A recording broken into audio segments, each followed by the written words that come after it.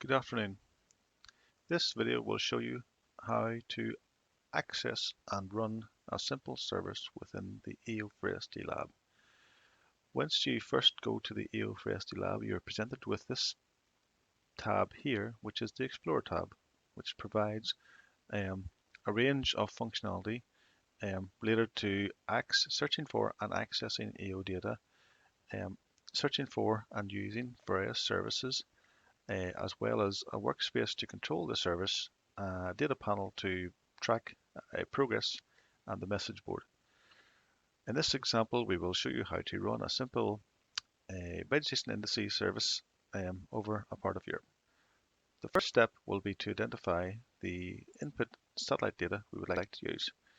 Vegetation Indices would use optical data, so we will choose a Sentinel-2 scene and we will select the region of interest. In this example, we will take a region in the south of England.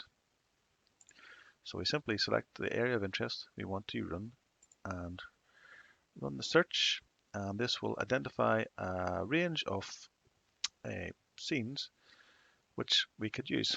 So we can simply select a scene and click on the icon to understand its metadata, and this will also present a JPEG screenshot of the scene.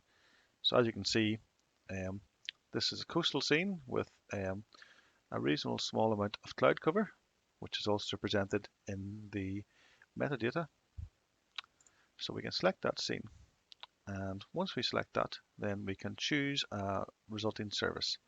So if you click on the service, you can see a very wide range of services that are available. These cover various different processes such as land cover, burnt area, change detection, and various different services which are either focusing on looking at vegetation, looking at land cover, looking at specific things like crops, or looking at changes. In this example, we would like to run the Vegetation Indices services. So we can select that by simply doing a search and identifying Vegetation Indices.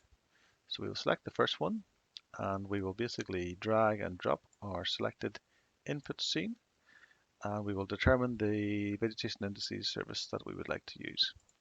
So there's a very different range here, so NDVI being the most common one, so we will select that. And we can also define an area of interest, which we will switch off to allow us to basically process the full scene, and then we will basically select the output pixel size, which is the spatial resolution of the resulting image, which we will default to the 10 meters, and we will basically add a label, which we can type as NDVI South England. And we select that, and basically it will confirm the cost in terms of coins, which is a way in which the platform tracks a user activity and understands the focus of their particular activities. And we will select next, and the job itself will be started. So it will be listed here in this data panel, which lists various different features such as the list of jobs. So as you can see, this is the various different jobs that have been undertaken by various teams in the last while.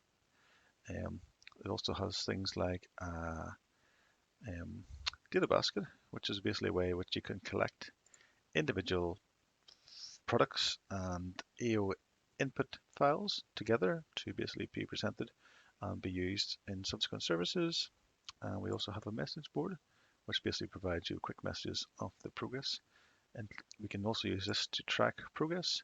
So in this case, we have started our Vegetation Indices job now, and I will go back there, and it's now in the queue, so it's about to start. So let's pause the video, and we'll come back in a few minutes when it's processed.